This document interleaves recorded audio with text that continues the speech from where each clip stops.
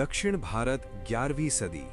एक साम्राज्य अपने शिखर पर था, लेकिन उसकी कहानी अभी खत्म नहीं हुई थी, क्योंकि इतिहास में आने वाला था एक ऐसा सम्राट जिसकी महत्वाकांक्षा समुद्रों और महाद्वीपों से भी बड़ी थी। ये कहानी है राजेंद्र चोला वन की।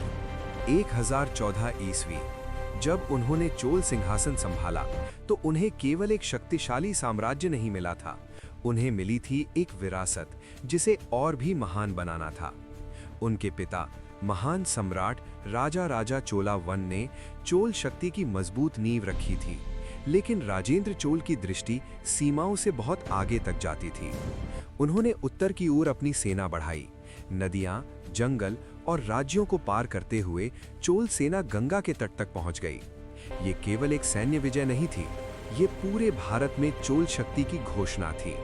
राजेंद्र चोल गंगा का पवित्र जल दक्षिण लेकर आए और एक नए नगर की स्थापना की, गंगाईकोंडा चोलापुरम, एक ऐसा नगर जो उनकी विजय का जीवंत प्रतीक बन गया। लेकिन उनकी महत्वाकांक्षा भूमि तक सीमित नहीं थी। समुद्र की लहरों पर चोल नौसेना आगे बढ़ी। दक्षिण पूर्व एशिया के शक्तिशाली श्रीविजया साम्राज्य तक चोल शक्ति पहुंच गई। ये अपने समय के सबसे साहसी समुद्री अभियानों में से एक था। राजेंद्र चोल के शासन में चोल साम्राज्य अपनी सबसे विशाल सीमाओं तक फैल गया। व्यापार फल फूल रहा था, प्रशासन संगठित था और चोल शक्ति दूर दूर तक गूंज रही थी।